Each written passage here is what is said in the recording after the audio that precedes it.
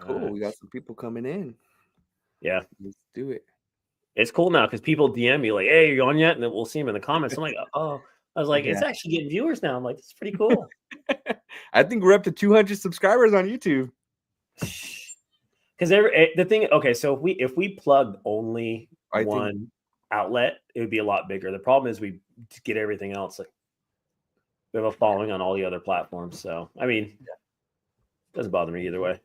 cool. Well, welcome to another week, guys, of QX Go podcast. We still don't have a full-on official name.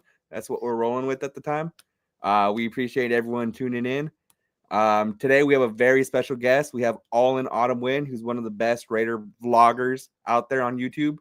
Um, great guy. He goes to almost every single Raider game for the past 4 years, 5 years. Every single, not even almost.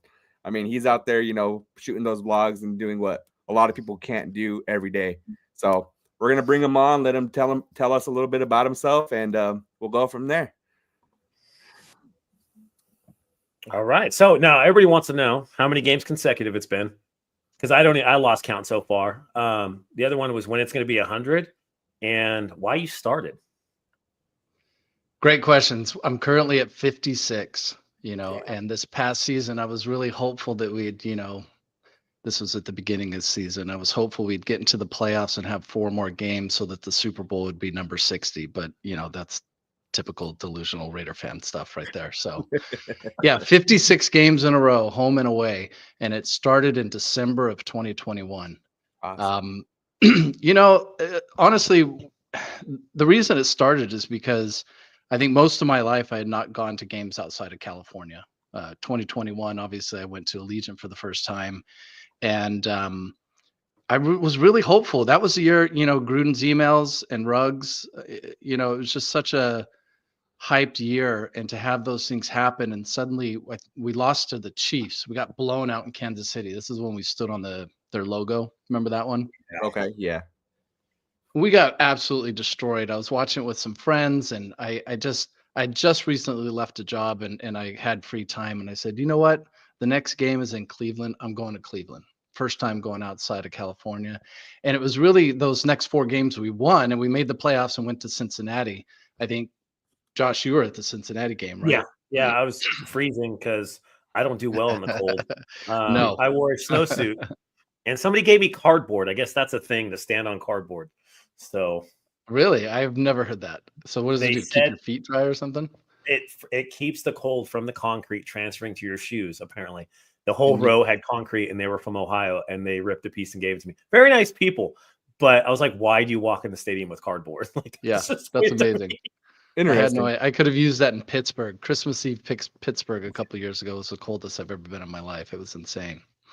But yeah, we went on this 4-game winning streak, and it was games in Cleveland, Indianapolis, and Cincinnati where I saw what I already knew. I knew Raiders traveled well. You can see it on TV, but being there was amazing, and seeing the people come together the night before, and then the tailgate, and realizing that it's not just California fans coming out to, and now I have to say Nevada fans as well.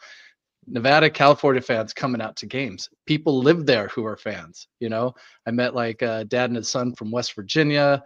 There was a family from Ohio, and it was just like, wait, okay, we're literally everywhere. I mean, I know it's always the thing, but when you see it in person, I just was blown away by it. So after we lost in the playoffs, I had a lot of time to think during the off season. I just thought to myself, you know what, more people need to see this.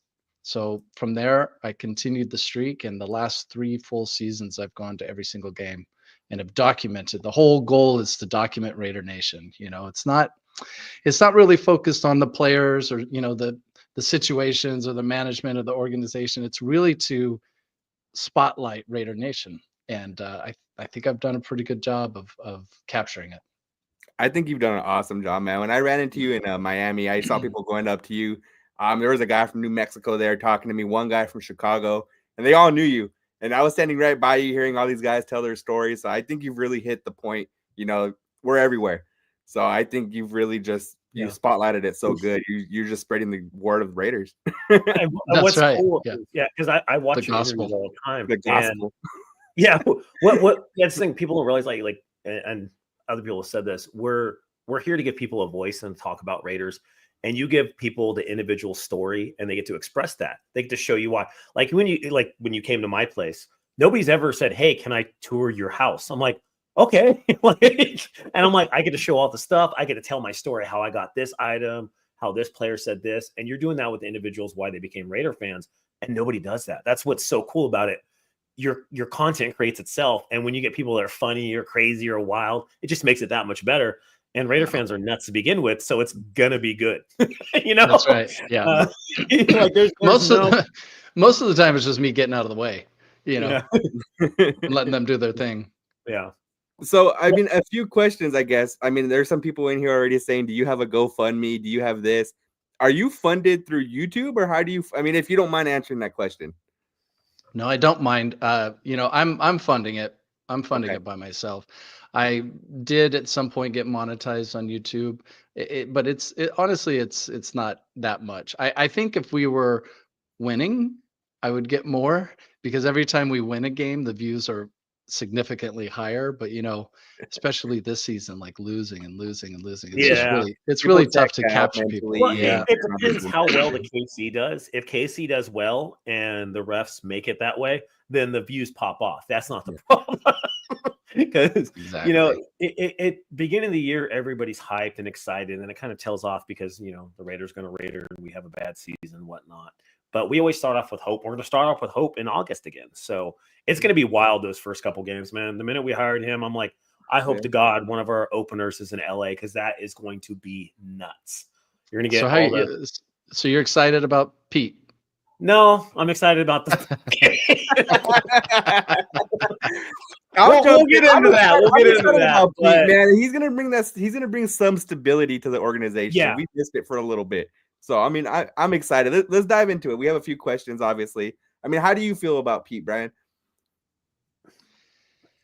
Going back to Gruden 2.0. It's just been such a crazy roller coaster, honestly, from everything that happened with Gruden to Bisaccia to the fans wanting Bisaccia but not doing it. And then we get McDaniels and everything got turned on its head. The hope and excitement about AP.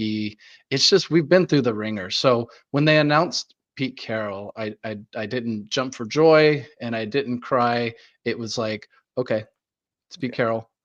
We have an adult in the room. He's been very successful at USC. Yeah, good one. I see rocking it. The USC, Seattle. He's won a Super Bowl. He's been to a couple of Super Bowls. I mean, this is an adult in the room. And you know what? What we need more than anything right now, honestly, is stability. As much as I want to say we need a Super Bowl, like we need some damn stability because this is tough. We do. And I was telling people, I was like, I'm not a USC fan. I'm wearing this because I thought the jersey was funny to wear when I go to the Rose Bowl every year. It's a OJ Simpson jersey.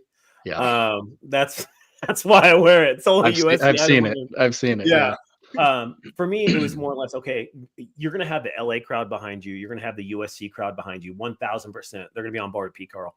His job is to win over the Oakland fans and the old heads that, all right, can you do this again, what you did in Seattle? That's what he has to do to, get the fan base 100% behind him. Because we do have questions. He did address his age. He did address, the short time he'd probably be there. So it's just, if those questions can be answered, yeah, it's going to be great.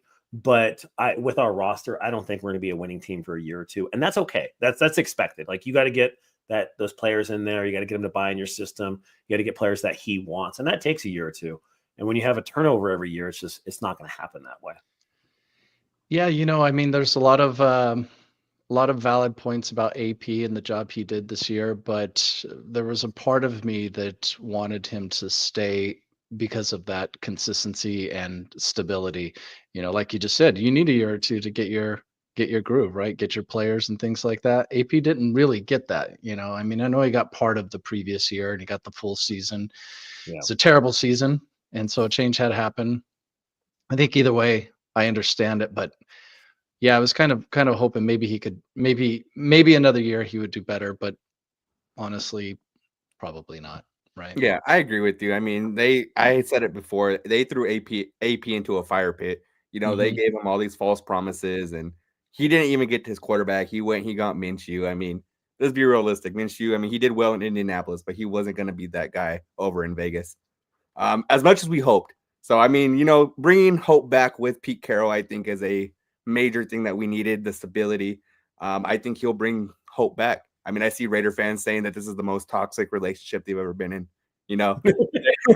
They're pissed off. We are toxic. We want to win for 10 weeks, and we have one presser, and everyone's ready to buy right back in. Yeah, and Brian can relate to this because I think you're the only guy that I know that's been to more games than me. Like realistically, in the past 5 years, I think you're the only person because most years I go to like 14 or 15. Yeah, and the amount of money I spend on traveling, buying tickets, and you're in the same boat as me. Like we try to get good seats, we want to enjoy the time, we enjoy the city, all that kind of stuff. It adds up. I want to attach that enjoyment of travel and watching my Raiders play. I want to attach that with winning. That's what I want. That's why we're so frustrated and angry all the time. Mm-hmm. And that's why a lot of times you see in Vegas that it's not really a home game. And they talked about that. They're like, we want this to be a home game. We want to have our fans here. To do that, you got to win. You got to win. I feel like we travel better at like the New Orleans game. There was more Raider fans there than there was Saint fans. And at some of these stadiums, it's like 50-50 because Raider fans are like, hey, I'm going to go out of town. I'm going to have some fun. I'm going to enjoy myself. We're going to lose, but whatever. I'm going to go there instead of going to Vegas. Yeah. So. Yeah. Listen, I just a shout out to Augie who had that last comment up there. I might have, maybe I'm going backwards, but it's good. I agree with this. I think Augie's right because we are definitely winning the Super Bowl this year. So let's put some respect on his name. Kool-Aid. So, yeah. Hey, there we go. So, the minute I saw that, people start saying we're drinking the Raider Kool-Aid. So I love buying gym T-shirts. I have a gym T-shirt that says "Wake up and drink the Kool-Aid." And it has him on the front, the spiritual leader, whatever his name was, and he's just holding the jar of Kool-Aid.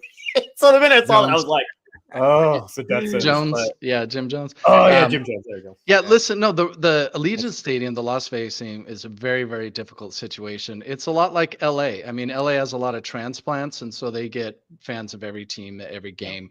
Vegas is different though. That's people flying out. I remember when Minnesota played a couple years ago in Vegas. I talked to some of the fans. They said, hey, man, as soon as you announced your move to Vegas, we were already planning this because you can see the schedule, a few years out. Mm-hmm. And, man, they showed up. That was, honestly, the Minnesota game was maybe one of the worst showings for an opponent. I know everybody likes to talk about the Chiefs and Allegiant or Broncos and Allegiant, but Vikings turned up. I mean, it was insane. And that was a terrible game. It was like 3-0. Yeah. In the parking lot, there was more Vikings than there was Raiders. Yeah, they took over J-Lot. Yeah, they had a losing record too, and they were there. I've never seen so many grown men without their shirts running around and like horns. They're like, "This is nice weather." I'm like, "It's 50 degrees," and they're just running around like shirtless and shorts. They're like, "Listen, it's 7 degrees at my house right now." I'm like, "What?" I always point back to 2021, the final game of the season, Raiders-Chargers Sunday night game. That stadium was packed with Raider fans, and I still have some videos. I wasn't documenting yet at the time, and I just had personal phone videos of the stadium, and I still go back and look at them, and I can see like, okay, there's a Charger fan right there, there's one, there's another, but the rest of it was Raiders, man. It was packed, and it's really just the winning. And I think the organization, it's a challenging time because we're still close to the move from Oakland to Vegas, and like that first year we had fans in the stadium, we were successful. And since then it's been downhill. It's just been declining, and something's got to turn around because this whole situation is like precarious with fan base. And, I know some Oakland fans are still upset, and, I totally get it, but it's a time where we have to have success. We have to have success. We have to build something there, Yeah. There's no other choice. A lot of people talk about how the Raiders are a transplant and how the Vegas Golden Knights got so successful, but Vegas was an expansion team. Or the Golden Knights, let me rephrase. The Golden Knights was an expansion team. So Vegas bought into the Golden Knights, and they immediately started winning. They went to the Stanley Cup their first season. Yeah. So I think, with winning, it does help. There's also the other argument that I have heard throughout other various content creators that if you were a fan of an away team and there was a marquee matchup in Vegas, that would be more of an incentive to go to Vegas. So there's that argument as well. But I believe what I had said, I believe that most Raider fans won't sell their tickets if it was more of a marquee matchup. Kind of getting back to what you were saying. But I mean, only time will tell. I remember I went down. The first one that hurt me the most is when I went for the Chicago game back in Vegas. There were so many Chicago Bears fans. It was outrageous. Even their social media was taunting us at the time because they were chanting defense, and it was louder than us. Yeah. And it'll be interesting to see how, each team is going to have their first time in Vegas. So that Chicago one, that was their first time. Yeah. Vikings, the one I mentioned, that was their first time. As we get some of those out of the way, maybe it lessens up a little bit, but people are still going to want to go to Vegas. Yeah, they circle that every year. Like, I want to go to Vegas. Like, for me, like, my Vegas is Nashville. If we're ever in the Midwest and like Nashville or something like that, New York, I'm like, oh, I'm going to that game. That's a place I love to visit and have fun with. Yeah. I'll spend the week there. So a lot of the away fans circle that game, and that's the problem. And they'll make that trip. They'll spend $2,000, $3,000, $4,000, come out and gamble, have a good old time. So that is always going to be something we're battling with. But if you get fans that don't sell their tickets, which is very hard because the resale value is so high, outrageous. That's the problem. So I think I saw a comment a minute ago. Joseph was saying something about resellers, and I do. Unfortunately, I think there's a lot of companies that own tickets, a lot of corporations, a lot of the casinos. Yeah. They use them as incentives for gamblers. They're giving away Raider tickets to high rollers, comps. I mean, the Vegas casinos own a lot of those seats. Yeah, I've been in the black hole city. Black hole. I use that term lightly, and I always tell this. Like, one time at the Redskins game, there was guys that were gambling and out on some country club, and they pull up in their golf gear, still on their golf shoes with tees and the card in their back pocket, sitting next to me in the black hole, and I was just like, where are you guys from? And, they're, we're on a corporate retreat, this and that. And I'm like, what the hell? I'm like, if this was Oakland, you would have been beat within 5 minutes, and this legit, I'm not joking. The guy had a golf tee in his ear. And I'm like, did you guys just get off the course? And he started talking about where he was at. I'm like, I have no idea because I'm not that into golf. Ross would know. But that was the realization, like, all right, it's going to be different here. It's not going to be the same Raiders that we're used to, the same atmosphere. Yeah. It's going to be that family-friendly, let's go high-five and have fun kind of a thing. Yeah, and that's okay. I mean, I miss, being that ghetto team, but we're not that anymore. I mean, I do miss it deep down. I miss going to Oakland and it being, similar to Philly. People would say Philly fans are the worst, but, man, they never went to Oakland. No, I've been to Philly. No, they are the worst. No. I've been to Philly too, man. They are. I mean, maybe where I was, I only went to Philly once, but I mean, I've seen people get stabbed in Oakland. I saw a Dolphins fan wearing that's one of the things I always talk about. He was wearing the Abdul Jabbar jersey, number 33, if you remember him, for the Dolphins. And this guy was running his mouth. That's when Dan Marino played. That was his running back. And the guy was running his mouth at Abdul Jabbar up in the third row because that's where you sat when you're in high school and college because you didn't have money. It was like $30. And I saw him get stabbed in the bathroom. I was like, oh, shit. Oakland was wild. But we had the troughs. The moves. I think it's harder for Oakland. The fans that live there lost them twice. And I grew up in the Central Valley of California, right in between LA, Oakland. It was like half of my school was Niners, the other half was Raiders. And at that time, it was LA Raiders. I went to my first game in the LA Coliseum. So when they moved to Oakland, for me, it wasn't anything. It was still the Raiders. And I think that carries over to when they moved to Vegas. It's still the Raiders. Like, honestly, I don't care. It's like this little Bermuda Triangle of Raider Nation right there. So I do think we need to stop thinking about it and stop. And I don't mean here in this podcast, but like, generally speaking, we have to let it go. I see so many people that comment, and this is a lot of social media noise, but it's like, this would never happen in Oakland, or you should have never moved. Like, it's not coming back. They built that stadium in Vegas. It's going to be there. And I just think, as a fan base, we got to somehow move forward, respect the past, be proud of what happened in years past, but we have to look forward, Yeah. I agree with you. I'm from the Central Valley as well. And I know Josh is. So, like you said, it's a Bermuda Triangle. You're either a Niner fan or a Raider fan. And we go at each other's necks all the time. But, I mean, a lot of people, a little backtracking here, but a lot of people, instead of going to Vegas, have been going to away games. They are circling games on their calendar and going to away games rather than going to Vegas just because of the prices are so high in Vegas right now. Right. I mean, I know for myself, I got a couple of away games circled next year. I'll be in Philly. I'll be in Houston. Houston, if you guys have never been to Texas, let me tell you, my brother lives out there. I've been out there tons of times. Texas is one of the coolest places you go. You can take your kids, family friendly. There's always live music, always dancing. You can have your kids out in places till 10, 11 o'clock at night. Texas is amazing. Just if that's someplace you've never been, circle it and go. It's funny because the two cities we've talked about, Philadelphia and Houston, we have on the calendar next season, so we'll be going to both. Philly will just be wild. Houston's kind of like, hey, let's go have some fun. See some country music, have a good old time. Those will be check boxes for me. I think I'm up to 19th Stadium. It's surprising how long it can take because of the schedule. There's kind of like this. For an NFC team, you might not go back to their city for 8 years. Yeah. Unless you get one of those random games. But about going to away games, I just want to say, going back to All in Autumn Wind and documenting Raider fans, I must admit, truthfully, I look forward to the away games more because it's a different environment. I'm going to see a lot more different people. I see a lot of the same people, but going to Vegas and trying to document in Vegas is hard because it's the same tailgate, it's the same stadium, it's the same parties, it's the same people. So every time we have a away game, I get really, really excited for that, especially if it's a new city. So yeah, you don't like seeing Nia eye candy every weekend or what? Hey, I love it there. I mean, first of all, it's so convenient. Like I just stay in Mandalay Bay, I go to the party, walk upstairs, and then super walk easy. across the bridge to it's super easy. But it's nice to have a place though where that people are going to be, because honestly, Vegas, if that didn't exist, people would just be out and about in all of the casinos spread out. And if people want to come together, at least there's a place. Going to that too, you do an amazing job with the letting know what every single Raider event is in that city. That has helped me so much when I'm going to travel too, because sometimes I'll text Josh, but he might not be there, and I'm like, you know what, I know that All in Autumn Wind's going to have every single Raider event posted.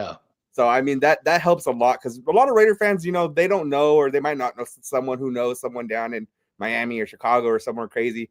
So having those posted, I think, is an awesome thing too.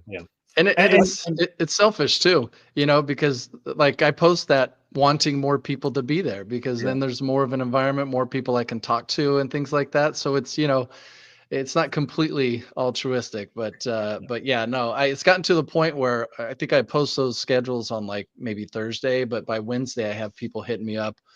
Hey, where are the events? Are you going to post it? Are you going to post it? What did he say? Wait, what did he say? I missed that. Yeah, and then I go to your page, and then I reshare it, or I direct them to your page. I'm like, oh, he has everything posted already. There's everything posted. Okay. It's super easy, man. I just pop in. All right, they're gonna be here. They're gonna be there. It depends what time. Can I see that last comment that came up? I completely missed it. Joe's over here just talking shit like always. Oh man! No, that's what he's about to go all in. Kukui is the food guy, and then you're the one that tells us where we need to be at date and time. So there we go.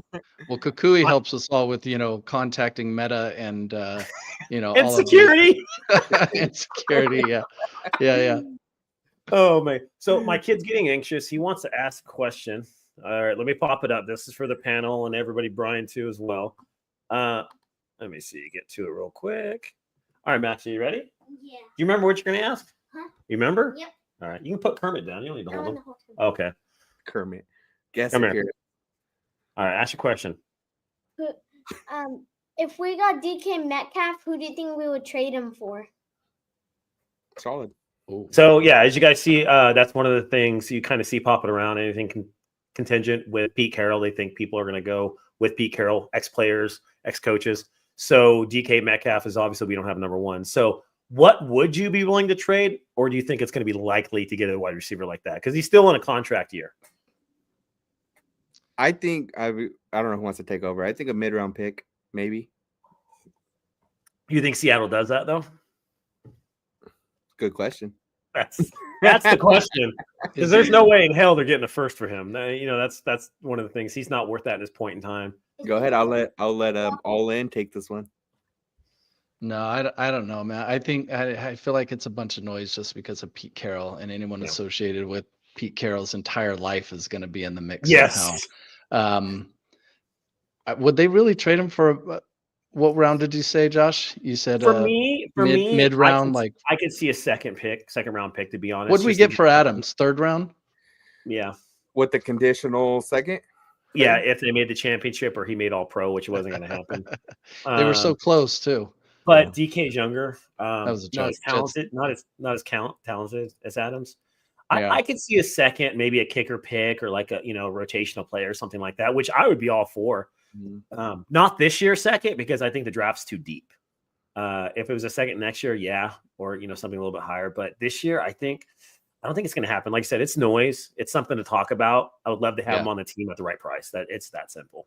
Well, what does Max think? Max ran off. Max wants him. So Max, and Dash. He gets anxious when he wants to ask questions and he darts. Fourth in a Modelo tall can. We could do that. Yeah, that works. Could do that. I'll take that one. No, and we see all these. They can have Minshew. Yeah. Shit. I think we'd have to pay them to take Minshew. Yeah, right? Exactly. So we have to send over our tall cans. That was my favorite. Does he come with the boogers or not? I don't know. Why would you share the nose gold? You got to keep that to yourself. Funny. That's funny. Yeah, that was the other one. We're thinking Tyler Lockett. He's a little bit over his heel, over the prime. But again, anybody that's attached to Pete Carroll, like we're seeing all the stuff about Geno Smith, Jake Peets, everyone, Bavell, everyone who's attached. Agent. Russell Wilson.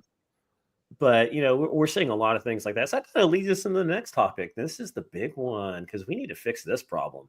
It's a huge problem. That was going to be our QB. It's a huge problem. There's a lot of hope right now with Pete Carroll. I think, he finally brought some hope back into the fans' mindset. But once you get a quarterback, I feel that everyone's going to be just all in. No pun intended. Yeah, I was going to say, thanks for no pun intended. Quarterbacks. Yeah, well, I mean, there's draft and there's trades and free agents. So, in the draft, in our position, it doesn't seem likely that we get one because those teams above us, speaking of, by the way, Jaden Daniels, I just want to say this because I remember last year, so many Raider fans were pissed off that we didn't try to get him. And I get it. Yeah. Obviously it proved, he went all the way to the NFC Championship, but there was no way Washington was trading that pick. We could have offered our entire team. They were just as desperate as we were for a quarterback. Yeah. I know we didn't make the call and people were complaining about that, but they weren't going to move. They wanted that pick, It was very unrealistic and we'd have to trade our entire future for it. Yeah. So this year it's not as deep as a draft class. There's people in the later rounds that have certain athletic abilities or certain abilities that we want, dart, Monroe, things like that. But to me, Cam Ward is QB1. He's big, he's fast, he's strong, he is athletic, he has pocket presence. I think he's going to go before Sanders. I think he's going to be the first quarterback taken off the board. I feel like Sanders' draft stock has declined a bit. It's dropping. I think with the bowl game, it has declined a little. Yeah. People are watching more and more film on him, and they're saying, okay, hey, this guy's maybe a late first round, second round talent. Mm-hmm. Hey, we got all these other guys that are better pocket presence or, better deep throwers, more athletic. Because everybody thinks this name's Sanders. They think he's going to be a burner. He runs like a 4.7, 4.8, 40. He's not fast. Mm-hmm. And people forget that because they have the Sanders name. Yeah. So I think in that aspect, I think he's going to be a first round pick still just because of the need of quarterback. But I don't think we're going to see him go number 2 or 3. He might be one of those quarterbacks you see it every year that falls to the mid first round. Some team's going to pick him, sit him behind somebody, and he'll start in a year or two. That's a 1,000% possibility. But for us, we need a quarterback now. So it's like, okay, what are you going to do? If Dart or Monroe's there in the second, I think we're nabbing one of them. I really do. Okay, so who are the existing quarterbacks that you guys are hearing a lot about? I'm hearing Sam Darnold a lot because of what he did with the Vikings. Free agent too. That's why it's going to cost nothing to have him. Exactly.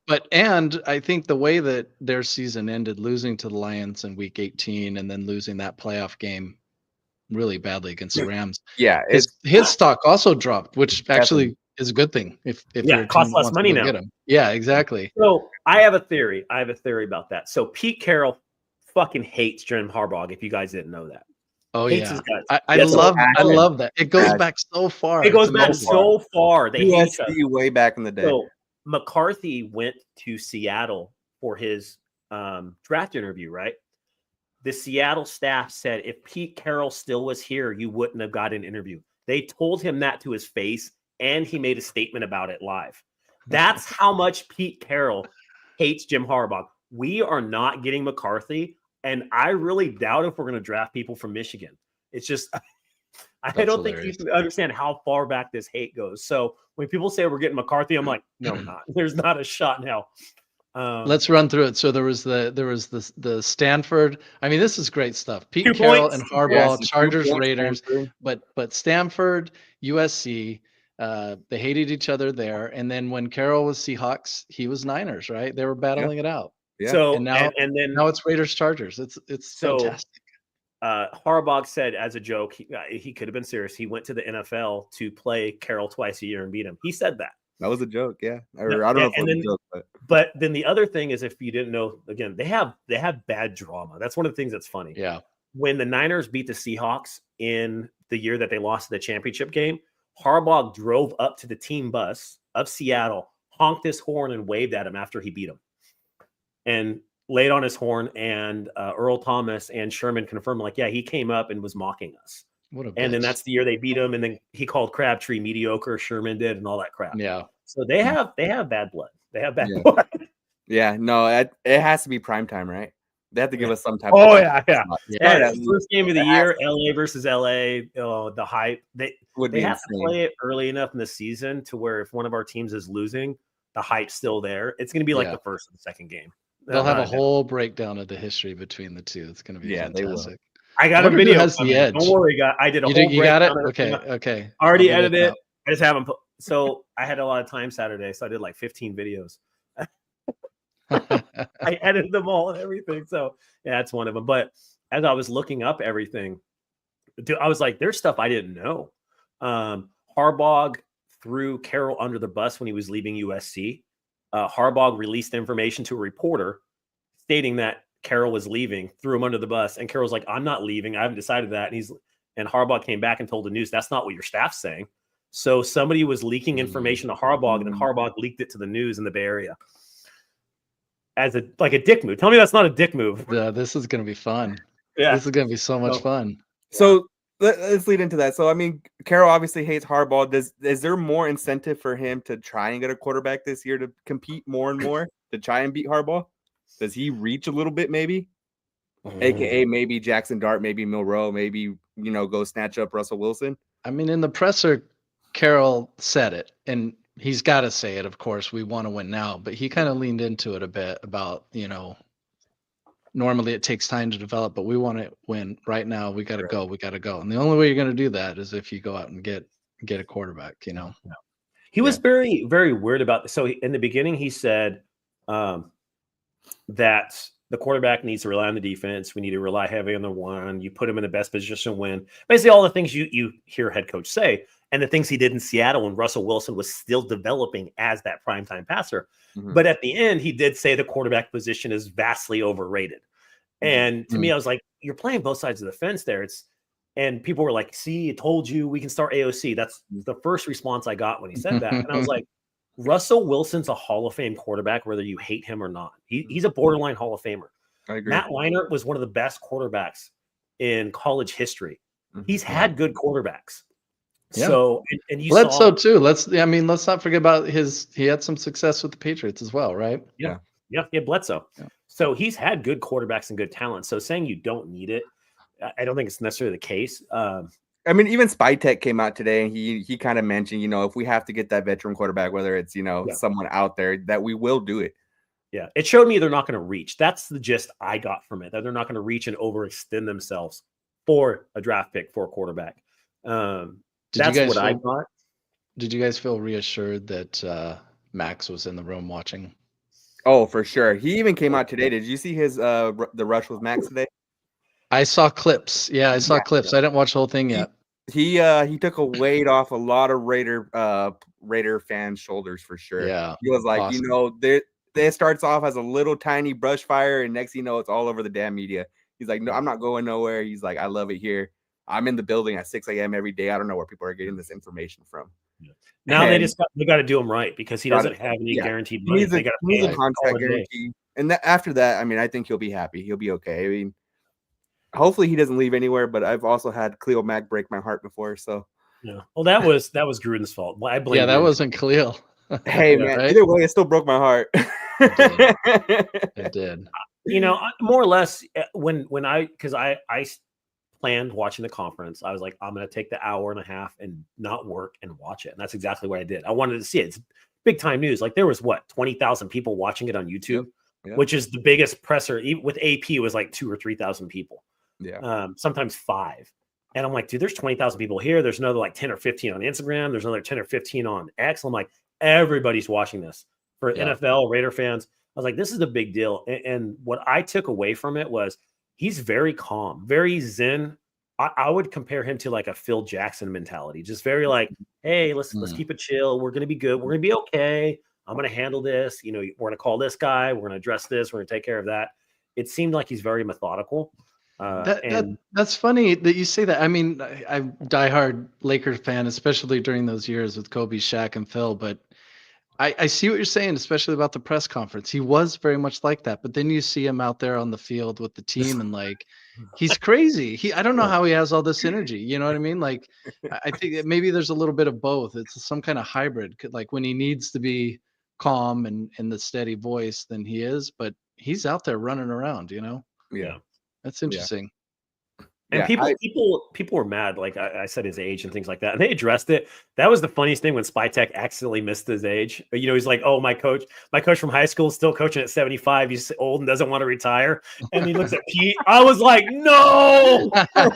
He's like, and then Pete's like, Pete knows how old he is. He's like, what are you looking at me for, man? Like, I was dying laughing. I'm like, he just made the age joke on accident. I was like, dude. But Pete knows his age and he addressed it. But he seemed, he's a pretty young 70, whatever he is. I mean, that's experience. That's that age and those years coaching, that's experience. Yeah. And we could use a lot of that. So unless he has dementia or something, I'm good with it. I don't care about his age. I think he's gonna build a great culture. He's gonna bring stability, whether how long he's here. I think he's gonna do a great job. But then I also liked USC back in the day. And what Josh is getting at, that a lot of LA people like Pete Carroll. Yeah. And because look what he did. Like I remember watching those games with Reddy Bush and Matt Leinart, and then the game versus Texas. Texas.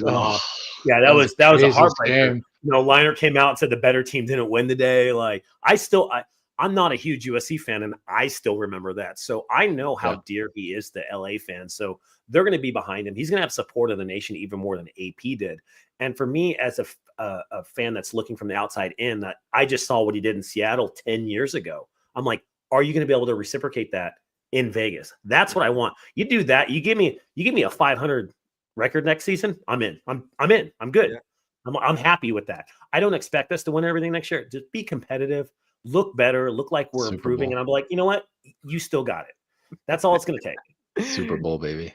Super Bowl, man. Speaking of the Super Bowl, anyone else as devastated as I am? Very three-peat that's about to happen. Yeah, unfortunately, hopefully, it doesn't happen. I mean, we have to rely on Saquon Barkley and Jalen Hurts to throw 120 yards like he usually does. Saquon can't outrun the refs. There's no way. Yeah, I mean, dude, those calls, right? I mean, am I just a biased Raider fan? Those calls I messaged privately some content creators from KC that I know, and they said some of those were bad. And they're like, we're admitting it. He's like, no, some of those were pretty bad. The tush push is the big one. That's a first down. That was the first down. And the guy that called it not a first down was behind Josh Allen. Look at his back. And that catch. So the catch. One of the guys in Kansas that I know pulled up the rule book, and he's very knowledgeable, and he sent me the rule and what his interpretation was. I was like, I can see that, but at the same time, it didn't look like Worthy had possession. It looked like the Bills player did, and then exactly. And so he's like, I get that. He's like, that's a judgment call, and it most likely went the wrong way. And he admitted he's a diehard Casey fan. I'm not gonna mention his name. He's like, that was first down, and I was like, I know it was. Everybody knows it was. Yeah. But there's a lot of non-calls and things like that. So people are getting tired of it. And it's not necessarily so the other part, and so I'll be unbiased. Ed Oliver was offsides multiple times. They didn't call it. Yeah. They really need to do something about these referees because they are changing the outcome of games. In the NBA, it's able to be reviewed and they've cut down on it. In the NHL, same thing. Baseball, they're using replay, they're using outside agencies, they're using high-speed cameras, and they're tracking when these people get calls wrong and saying, hey, you made this wrong, and now it's data. And we can look like, hey, you're not doing a championship game because you effed up, 20% of the time. Yeah. So and baseball does that really well. Baseball regulates their umps probably the best. Yeah. I think the NFL needs to go that route, but the problem is for me, it is a business. So who makes more money? Taylor's been jumping out. Josh Allen and Haley Steinfeld, or Kelsey and Taylor Swift? Yeah. You're if Taylor Swift's in the Super Bowl, you're making millions and millions and millions more just on viewership and sponsorship deals. She's bringing in an international crowd. I mean, there's incentives for the NFL for sure to have Taylor Swift on the big Super Bowl. But you guys, you just, this is 3 full years I've done this all in autumn win, going to every single game, and the biggest stain on it is going to be that the Chiefs won the Super Bowl all 3 damn years. Oh my God! I can't remember. You can't do it. You told me the game. You told me the game that you started seeing, and I pulled the record. I was like, "We're this and this." Since Brian started going to games, and it was like, we've been so bad. It's been really bad. And what's really terrible is I started off 4-0. That was the end of the 21 season. So it was like, okay, here we go. But I got to tell you, man, I still think about that 2022 season, which was Josh McDaniels' first year, and we finished 6-11. But being at every single one of those games, I'm not joking. I'm not exaggerating. Even we could have been 11-6 because there were about a lot of last games, 15 games that were like all in curse. Thanks, Raider Dad. Hey, Raider Dad, you should be happy about that. The more games we lose, the more free tickets you get. So, it's all for the kids. It's all for the kids. Yeah, man. No, seriously, I would think that, and I'm pretty superstitious at times, thinking like the first year I did this, there was a point where we kept losing all these close games. So one game I decided, it was very close at the end. It was in Denver, and this was that Devontae Adams overtime touchdown. I left with about a minute left. We were behind. I left. Yeah. And by the time I got to my hotel, it was in overtime, which I was shocked because we were behind. Yeah. And then I see that we won. So I did it again in Seattle, which was the very next game. And that I left the game, and then Josh Jacobs ran 80 yards. You should have. Oh man, that's some superstition, man. I kept doing it. What's gonna happen? I did it 4 games in a row. You'd be like, get the hell out of here. I finally. You got to leave with like 2 minutes every game. Sorry. Hang on. I got to interrupt this because Josh asked me how to spell autumn, but I didn't tell him how to spell all in. Oh, did I What's going on there? Aylin. Yeah, Aylin autumn win. That's exactly what this last season was. Aylin autumn win. I just saw that. That superstition. I stopped when that Rams Baker Mayfield game. I left early on that one. We were 16-3 in the fourth quarter, and when they got the ball at the end, I said, "I'm out." I walked outside, and that was the first time it didn't work. I said, "Okay, thank God, I don't have to do this anymore." So, It's not me. We've been losing for 20 years. Nobody can blame me. Very true. I was in Denver for that game, and I had almost left too. I had 4 guys behind me, just every time Broncos did something, tap me on the shoulder, just the whole 9 yards. And I almost left early. I'm glad I didn't though, because the Adams touchdown happened actually in my corner. Nice. So that was fun, and I talked a lot of shit leaving that game. That was when Russell Wilson was a quarterback. I was so drunk in Denver.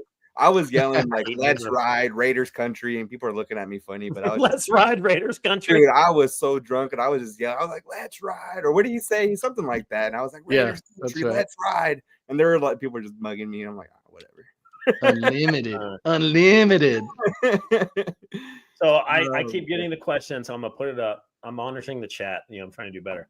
People want to know who the offensive defensive coordinator is. So you guys want to kick it off? No. Offensive coordinator, I think, is going to be Bavel's job based on what we're hearing just throughout the Josina and all those people. I think Bavel's going to get the job. I think he learned a little bit from McDaniels over in Miami. I think he'll do well. I mean, I know it's not him. I know he's a passing game coordinator, but they had Geno Smith looking like prime Tony Gonzalez that last 10 games. I think he could do very well with Brock Bowers. A lot of people don't like him coming in. There's a lot of hate on Bavel coming in. But I think he'll do well. People forget he was a coordinator for a Super Bowl winning team and a Super Bowl team. Like people forget that because it was so long ago. Yep. He was with Pete Carroll all those years. So Pete Carroll did fire him. If you guys don't know who Bevel is, he's the one that called a pass play on the 1 yard line with Marshawn Lynch. That was him. So just a reminder, if you ever Google him. Do you think that was the first thing Brady said to Carroll when he walked into the Raiders HQ? Like, make sure you run the ball, you know? Yeah, that's what's funny is all this stuff is coming into tuition. Brady was the team that beat him. Yeah. The offensive coordinator was the one that called the play that lost to Brady too. Marshawn Lynch was there. Like, it's just funny to see all these guys come back together. The connections, when they're getting older. It's like you start to see that the NFL is not hate and anger like it used to be. Like a lot of these guys are friends in the off season. They all know each other. They keep professional relationships because you never know. I guarantee Spytek never thought, hey, I'm going to go work for Tom Brady, my high school teammate, or my college teammate in Michigan. Yeah. Oh, and Carroll probably when he was, coaching against Brady, this guy's going to be my boss. Like they don't think that kind of stuff. So it's cool to see these guys meshing like that. You know what though? I do miss hate in football. That was fun. Back when Talib and Crabtree were swinging in Oakland. Come on. Yeah. Oh, that was time. I think with Denver it's different. I think with players, I think defense and offense. So you get a lot of wide receiver, cornerback hate, and then you get a lot of tackle, defense lineman hate. You still see that true hate in D-line quarterback. You still see that. But for the most part, all these guys are buddies. They're hanging out in the off season and shit, making a ton of money. Making a ton of money, enjoying life. They're like, why would I hate it's not like 60s, 70s. These guys would beat the hell out of each other, and they're making $100 a game. Like they really need that playoff bonus, that championship bonus, right? So yeah, and the longevity too. I think of people not staying on teams quite as long as they used to. You could really build up some rivalries, but. Yeah. Well, what do you think about Patrick Graham? I mean, if he moves on, we get another DC. Are you disappointed about that? Because I think he did a pretty good job. I think this year we sucked, but we had 8 starters going injured reserve. Like that was brutal. I like Patrick Graham. I think Patrick Graham is a good way to retain some of our defensive players that are supposedly leaving, aka Spillane, Hobbs. I think that puts a shoe in to retain some of these players that we should resign. I hope it's Patrick Graham. What do you think, Josh? So for me, okay, I've never been on the Patrick Graham train. Never have, never will. He was a mediocre coordinator prior. I've listed all his numbers prior. Like he's deep. He had one good year prior to last year with Oakland or with Vegas. Sorry. Other than that, he's been the 20th, 30th ranked defense. So, but that being said, it's consistency and continuity. He's the longest tenured coach that actually has a leadership position. So if you keep him, you're going to retain people. Crosby likes him. The players like him, even though I think there's coordinators with better schemes or that might have better qualifications. I think keeping him gives you the best chance to win now, period. If they bring in Gus Bradley over him, I'm going to shit myself. Ken Norton, come on. Yeah. Ken Norton was with Gruden, man. And that's what was our defense ranked 25th? That didn't. Just because a player was a good defensive player doesn't mean they're going to be a good coordinator. Like Mike Singletary is a perfect example. Or head coach. Yeah. I was an ass coach and not a good coordinator and great linebacker, one of the amazing linebackers in the NFL. So the other one we're seeing is Leonard, the linebackers coach. Leonard, yeah. But from there, if you look at our run defense and how our linebackers performed, I'd rather have Leonard over him. 158 total tackles. That is insane. And what we're the bottom ranked run defense? That's what I'm like. Spillane. Oh yeah, because there's nobody else to tackle. We got a safety playing middle linebacker and Diablo. So let me ask you this: I mean, if we do keep PG, I mean, Pete Carroll is known to be a more defensive minded coach. Does he throw his scheme in there? Ooh, yeah. And you know who I want? I want Greenlaw. I want Greenlaw from Frisco coming off an injury. He's a free agent, unrestricted. I want that dude. I want him in our. We got the 10 to 15 million to pay him. Go get him. He's the best linebacker on the market right now as a free agent. He's better than probably anything you're going to draft too. Yeah. What about all the noise today? Marshawn Lynch, running back coach. That is a lot of noise. Could you imagine? I would support that 1,000%. I would love that. But Marshawn Lynch would be like, "Why the fuck ain't you running through the hole?" That's his coaching. Yeah, exactly. Yeah, that's his coaching. What the fuck? I will tell a funny story about Marshawn. So the first year we got Marshawn in Napa, I went to training camp, right? I already knew you don't take a picture with Marshawn. You don't ask Marshawn for an autograph. He'll yell at you, scream at you. I got a funny story about that after you. Call you slurs. Like, you just don't do it. So we didn't do it. We told the girls he'll take a photo with you. If we try, we're gonna get yelled at. And it was funny because he pulls up in a Ferrari, drops it off, and then walks to the liquor store and comes back with a bottle of Hennessy. Walked in. And we're watching him like, is Marshawn walking back with a bottle of booze? And it's not a short walk. It's a half mile to the liquor store from the camp where the what do you call it? The hotel was. And we were laughing. And Marshawn literally walked to the liquor store, got a bottle of Henny, and then walked back to his room. And then the valet moved his Ferrari from the front. And I was like, what the fuck? I'm like, you couldn't just drove to the liquor store you wanted to walk. And it's 90 degrees out. He's wearing his beanie and shit. I was like, this guy's just different. he's just different. Funny story about Marshawn too. When the Raiders played the Broncos Christmas 2018, which was supposed to be the last game in Oakland, he had lit the torch that game, and my seats used to be in the club level up in that corner. So Marshawn walked back there. We walked back there with Marshawn. He's with about 10 people. He bought like 30 Hennessy shots for anyone who wanted one, which was awesome. I took a picture with him, and he kind of didn't know. And it was Christmas. He looks at me. He goes, "Merry Christmas, motherfucker." Because I took a picture with him because you got what you wanted. that is the one picture I don't have. I was like 18 at the time. I'm like, oh, my bad. Yeah. Oh, man. Good times. I got screamed at by Marshawn Lynch, but I'd prefer not to tell that story. So. No, we got it. Everybody has you. I tell everybody, yeah.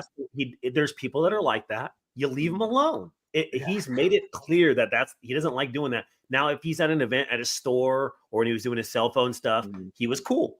He would just say, "Hey, no pictures with men, kids, women, great, but for men, I'll sign whatever you want, and you can film me doing it." That was it. Those were his rules. He had them posted, and people wouldn't follow the rules, and they would get streamed at. I'm like, there's dudes that don't like having a camera in their face. That's okay. Like Bo Jackson's one of them. He hates being filmed, and that's okay. Like I would get tired of it after 40 years too. It's like I understand, but I just tell people, I'm like, that's just Marshawn. Just let him be. If he has a paid event, go to it. You'll have fun. You get your shit signed, get a picture, and go on your day. Yeah. I hope he's at more games this year. That'd be awesome. I mean, for people who haven't gone to Vegas, he also has the Beast Mode shop right there between Mandalay and Luxor. So, did you? My favorite Marshawn memory is when remember when he got ejected and he changed his clothes and went in the stands, and then the broadcast caught him. Yeah. Like he was just forgot about that. Nets. Was that the Chiefs game? It's like because that's a huge no. You're supposed to leave. Yeah, and he just changed his clothes and tried to be in disguise, and the broadcast was like, "Is that Marshawn Lynch?" That was the Chiefs game, right? Thursday night. Yeah, he's like, he just got ejected. He's just chilling in the stands watching the game. And then him and Marcus Peters went on Bart after the game. Yeah. Oh, God. I remember that too. Yeah, you remember that video? Yeah. Is it weird to say I missed the Bart? I miss Bart too, man. Come on. Coming over that fence. Yeah, exactly. Hey, are you gonna try? So I don't know because I know it's kind of far. Are you gonna try to go to the thing this weekend for Ricky Henderson or no? Have you heard about that? Yeah, are they doing it at the Coliseum? They're doing it at the Oracle, or kind of like next door, kind of like they did the Madden one. Yeah. Damn. No, I'm a Dodgers fan. Take it if you want to go. What I don't understand is why they're having it at Oracle instead of the stadium. That doesn't make sense to me. Weather? Who cares? The Madden one was freezing outside. Everybody still went. Yeah. Yeah, I don't know. I mean, I'd like to think Ricky would get the same draw, but I don't know. Maybe they just thought a smaller venue would, be better. I do have a question. Has anybody heard in the comments or in the live? Has anybody heard about the tailgating? Because I know the event starts at 1:00, right? Is it 1? It's 1, right? I don't know if anybody's tailgating. That's what I want. Are you tailgating for a funeral? I tailgated for Madden, so there's that. Yeah. What do you mean? What do you mean? We do it before every Raider game. Yeah. That's a good and it's not a funeral; it's a celebration of life. We got to. There we go. That's a good one. That's funny. Oh man, I'll get that. You're not going to go early. You're just going to show up when it's ready to go. I haven't made any plans. No, I want to go early. Because last time from the Madden thing, there was probably there's a good 10,000 people in the parking lot. Like it was packed. They If you had want a one tailgate, block. I'm down. Oh yeah, I'm getting blasted. It's Oakland. Are you shitting me? Last time You're gonna steal another seat, aren't you, Josh? We didn't watch the game last time. Oh, I didn't even think about that. Oh, I gotta take some. He's gonna take the truck. What? Yeah. Yeah. So the last time I took a full seat, I drank too much. It was the Dodger game. I took a seat out of the Coliseum, like the whole seat, right? And I was running with it, and I tripped, and I smashed my face, and I had a bloody nose. Man. Yeah. Wait, how many seats did you steal? I thought it was just the one. Oh, in total? Oh, yeah. I don't know, probably 60. Give or take. No. Yes, 60. How much do you want to bet? Bro, I'm at like 3, and I think that's a lot. Oh no, we legit did runs. Like we did it on multiple games. I probably literally took about 60. Like no joke. How did you get them out? Like once you take it off, that's one thing. So you gotta it depended what the game was. So when when they had the last games in Oakland, for the Raiders, I wore a poncho and a what do you call it? The blanket thing. And then I had belts and I stuffed it in my pants, and then we split it up amongst ourselves. We took the whole row. Like we took 10 seats straight. So like the last season, every game you would just like take one. A couple games before. In the last game, I think we snuck out with like 8 total seats just from our row. And then the backs are the easiest thing to get because they stack together. So you can put backs in your pants without even trying. Yeah. But yeah, security never tried to stop us. I mean, I went in with a wrench too. That's the other part people always thought was funny. Like, so the joke was, baby. Yeah, we were. I say this with sounds. All my friends are Hispanic. They literally handed me the wrench in the WD-40, and I go through the fucking scanner, and of course, they're like, "Oh, you're good," and I just walk straight through, and they just shook their heads like, "See, that's why we handed." So I literally had an impact driver, like a electric one, on me. I saw a picture of that. Yeah, you showed me. Me. And people were like, "What the fuck?" I'm like, I look harmless. I'm like, "Hey, how you doing, officer?" And just walk right through. You know what's nice though right now at the Coliseum is all the seats that were on the away side for the Raider games are in the parking lot. So if you really wanted to steal one, you can get one from the parking lot. Oh wow! Oh, so they're all okay. They're not super. You planted that seed for Josh. This. Oh no, I've already done that. That's why I got my seats when I went to the A's opener, and all those seats were over there, and I grabbed a few, put them in. They may not have the parking lot open, and it's also during the day, so I doubt you're gonna be able to get over there. Yeah. True too. Well, I mean, we're almost at an hour. Any final questions you guys might have for All in Autumn Wind? Please, put them through right now. I think I have a question. 56 games straight. That's a lot. Do you plan on just going? It's a great question. I get that one a lot. I don't have a great answer. When I started the full first season, I really thought I was just doing that one season. I think what it comes down to is I keep wanting to cover a playoff game. Like I have to get a playoff game. And I think that's the reason I've done 3 is because we haven't made the playoffs, So this season, I got a lot to think about. I'm going to try to keep that streak going, but I do have some other ideas in mind that might break the streak at some point this year, but if I do it, it'll because there's something else I'm doing related, and I don't know. I don't want to say because I'm still thinking through it, but Instagram, YouTube, Twitter, Facebook, All in Autumn Wind. You can find me there. Long form videos, like 30-minute videos on YouTube of every single game weekend, the experience, the parties, the tailgates, and then I usually post on Instagram 1-minute shorts, reels of funny people, Josh's kid, things like that, which is one of the funniest, right? Yeah, no, seriously, it got so many views because we were in Buffalo a couple of years ago, week 2, and after the game, I was just like, Max, what do you think about this game? He was just like, we suck. And that thing, just like those 2 words just blew up.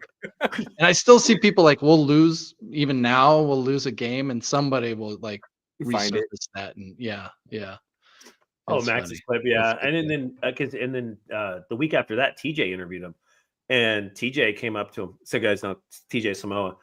And my son, he's like, what do you think about Jimmy Garoppolo? Like, well, my son's like, well, he has an injury history, concussions. And I looked at my son after. I'm like, where did you hear that? Like, I never told you that. He's like, ESPN app, Dad. I'm like, what the fuck? I'm like, what are you watching the ESPN app like in your room on YouTube? So it's super cool that he's embracing that. He loves talking to everybody. You interviewed him in Baltimore too, and I told him to play nice.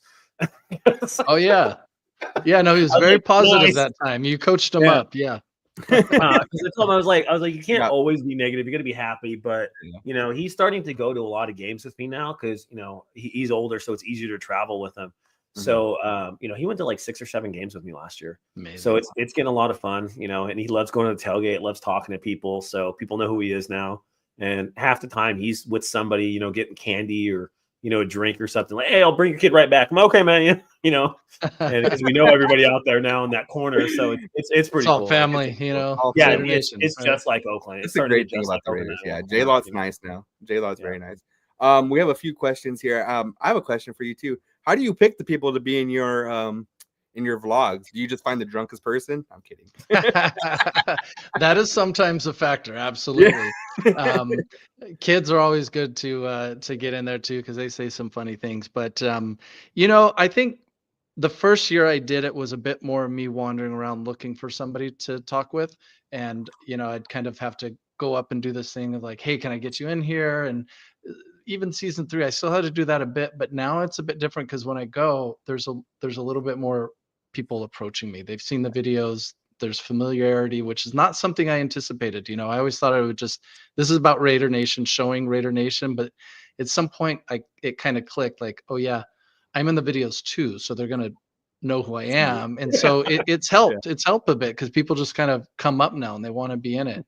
Makes it easier and less awkward. So that's awesome.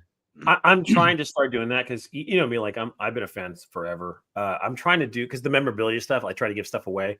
So I did trivia and I'd done like 2 or 3 of them already, and I recorded them, but I didn't post it because I'm so fucking awkward in it because it's something I've never done before. And I was like it took me back. Like I'm like, man, these are like the first videos I ever did because it's something brand new. I didn't know how to talk to people. I was stuttering. Because it's not that I was talking and bullshitting about football. It was like, hey, this is the GOAT here. We're going to be doing some Raiders trivia. You know, it was like, you find your voice over time just by doing it. You know, I did a couple and I never posted them. And I remember we talked about that before. You're like, it was so weird looking back at the first videos versus the last. And I'm like, I had to get over my hump and I'll be fine. Because I don't interview people. I just go up and bullshit talk, take some photos and kind of do stupid stuff and go on my way. My thing's been drinking with people. That's how I find most people now. Like, I have my Raider AQ jersey, and like, oh, I follow you on Twitter. I'm like, well, I'm buying you a beer. Come on, let's go. Let's go shotgun a beer.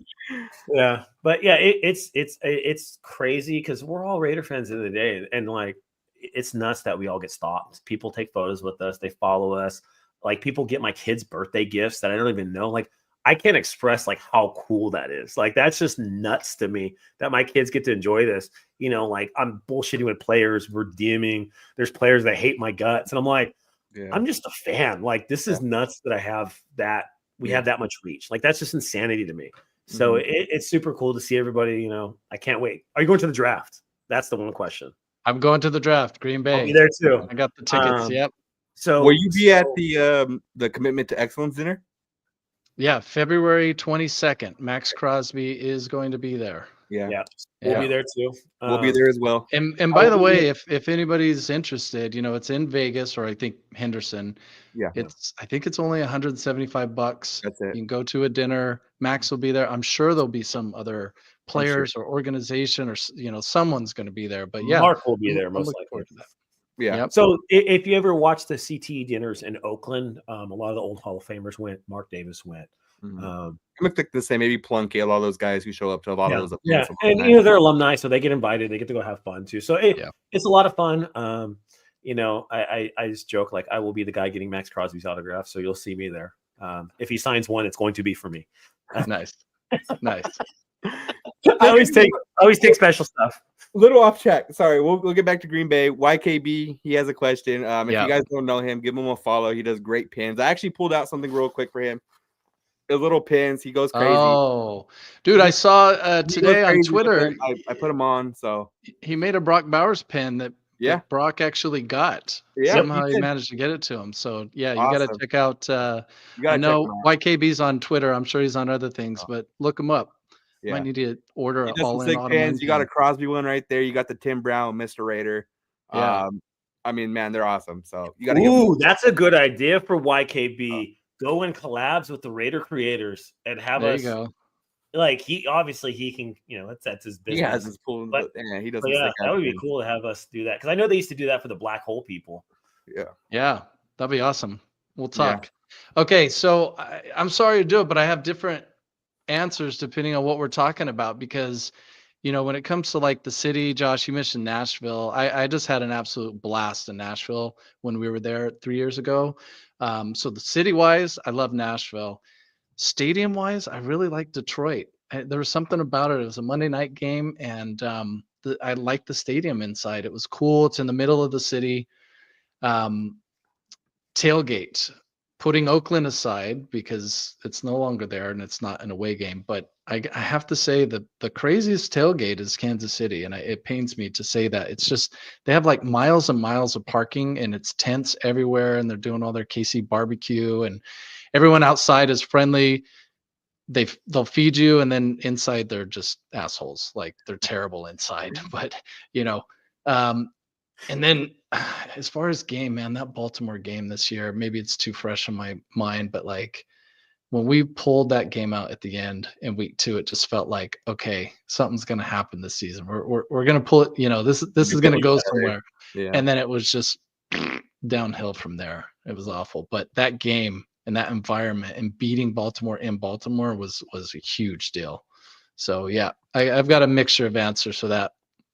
I had to look it up, and then John gave us a little history about their marching band. That was kind of different. I didn't know they really had things like that. I knew they had it in New Orleans, but they had their marching band on the away side.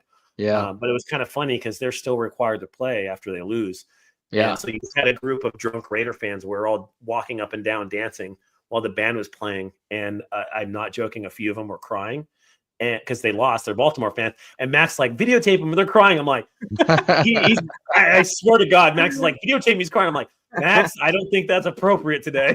Like, the funny thing is, they were playing a song that it wasn't Back in Black, but it was something like that with the word black in it. Yeah. And I was like, why are they playing this song for us? Like, oh yeah, they have black and purple. I forgot, but it was weird hearing them play that after we beat them. But by the way, worst stadium/city experience, Jacksonville. It was terrible. I was miserable. Really? Yeah. I mean, well, there's spots that are on the water. It's really lovely, very nice. But like the stadium, the tailgate, the environment, I just was not feeling it at all. Yeah. It just was kind of that was Miami for me. I was not a fan of Miami Stadium. No, I don't like the location of Miami. Yeah. Oh, that's intentional. Weird. They kill the away fans and team with the design of the stadium so that the sun is like right on them. That's true. Yeah, I just wasn't a fan of Miami. The fans were very weird. They're not football fans. Miami. Yeah, a little weird. I wasn't a fan of Miami. I don't know. Miami wasn't my. Chicago was awesome. I love Chicago. Yeah, Chicago was very fun time. Miami was just like it was cool. It was like a fun little party city, but it's like after a while, you're just like, man, there's no real football fans here. People are here to get drunk and get BBLs and walk around in bikinis. That's all they do. Dude, Chicago is awesome, but I don't understand what they did to Soldier Field. It looks weird. It's like half of it is modern, and then the old kind of stadium is there. Yeah. It's very strange. Speaking of weird locations, though, the Buffalo location is in a suburb, and I'm not kidding. It's just literally in a neighborhood. Yep, it's the weirdest thing. That's pretty. And they're building the new stadium in the same spot. It's just across the street. That's your backyard team. That's awesome. It is, and all these people are just making so much money selling parking on the grass, but it takes about 2 hours to drive out of the stadium. It's a nightmare. That's terrible. That's kind of how Miami is. Miami's kind of in the boonies too. It is a little weird. It's kind of out there. Yeah, it's out there. There's all those houses without sidewalks. People are parking over there. It's really nowhere near South Beach at all. Not at all. I didn't know South Beach and Miami were different, by the way. Yeah. That was an eye opener. That was an expensive eye opener. Everybody told me about Miami. They said, "Say Fort Lauderdale. It's a lot better." Yeah. But I was like, I'm in Miami. I don't care. Yeah, I stayed on South Beach, like literally across the street from this houses. There's both yachts. I'm like, I'm poor. Yeah, worst stadium in the league. So that was my wife that just popped up there, by the way. Okay, there she is. Thanks for tuning in. SoFi. That's become kind of an ongoing theme for me. Is every chance I get, I talk about SoFi being the worst stadium in the league. I want to really email them and ask if they actually have air conditioning, because I hear they do, but they just don't allow them to turn it on. Well, they have AC in the club levels if you're sitting behind the end zones. Oh, okay. My thing with it is just getting around from the parking to walking into the stadium, walking out of it, especially out, because everybody's leaving at the same time, and they have all this lovely landscaping, but like it creates these little pathways that everyone that little pond that they have, or bridge. Yeah, it's a nightmare. Like somebody's gonna die getting out of that stadium one day. Even going up the escalators, if you're down in the lower level, there was like a Disneyland queue just to get on the escalator. Like you're just waiting there forever. It's insane. And it's so damn hot in there. It is terrible. And we can't win there. There's that too. That too. Yeah, that is very true. We're cursed in LA. We got to break that this year. Harbaugh, Carroll, LA, all the USC fans are going to be kind of going for Carroll. Oh yeah, there's going to be no Charger fans in that stadium when Carroll rolls through. You're going to see so many Matt Leinart and Reggie Bush jerseys in there. It's going to be insane. Is there ever that many Charger fans? I mean, we got NFL Mike, but NFL Mike, that's about it. He talks enough shit for all of them. The tailgate at SoFi is one of the best, though. Yeah, it is really good. Our tailgate. Yeah, it's ours. Exactly. That's right. Yeah, Pink Lot, J Lot, whatever. Yeah, no, it is amazing, and it's probably it's the closest we'll get to an Oakland Raider tailgate is actually in LA, because the Oakland fans, it's easier for them to come down to LA. We've still got a ton of, I'm in LA right now, actually, and we've got a ton of Raider fans here still to this day. So that's their game. They're going to go to it. So it gets crazy. Yeah. Good point. Yeah. Tailgate is awesome. Good times. LA Raiders forever. Yeah. Yes, sir. Well, that was my first game, was Coliseum, man. It was Raiders Chargers. I'm pretty sure it was Junior Seau's rookie year, and there were all these USC jerseys, with the Seau at this game. It was pretty nuts. I think we won. I'm gonna have to go and look it up. Went to a few games in the Coliseum back in the day. That's awesome. We're young, so I don't remember the. Yeah, I've been there for you. There were Oakland Raiders by the time I was there. Oh man. We'll let you go. We're about an hour over. All right. We appreciate having you. Again, if you guys don't follow him, it's All In Autumn Win. He's on YouTube, he's on Instagram, Twitter, all of it. He does the best Raider game day vlogs out there. So we appreciate him coming on. I think if I may close with this, I think I'm comfortable saying this now. I think I've probably now have met and talked with more Raider fans than anybody else in the world. Oh yeah, 1,000%. So, we got Cube is the president of Raider Nation. I'm officially going forward as the ambassador of Raider Nation from this point. There you go, ambassador of Raider Nation. There you go. Well, thanks for being on, Brian. Thanks for having me. I had a lot of fun. I really appreciate it. We appreciate Brian, hold on. When we get in the stream, I want to talk to you. Don't get it right off. Yeah. Okay. So we'll put you off, and then we'll do our little closing, and we'll let you know. All right. Yep. All right. Thanks Good night, everybody. Thanks for tuning in. Thanks for tuning in, guys. QX Goat on YouTube. Give us a subscribe. It's free. The Goat 209. I'm Raider AQ. We appreciate everyone tuning in. Appreciate YKB tapping in. Go give him a follow. Autumn Win was on. So we appreciate everybody. Have a good one, guys. Let's go Raiders.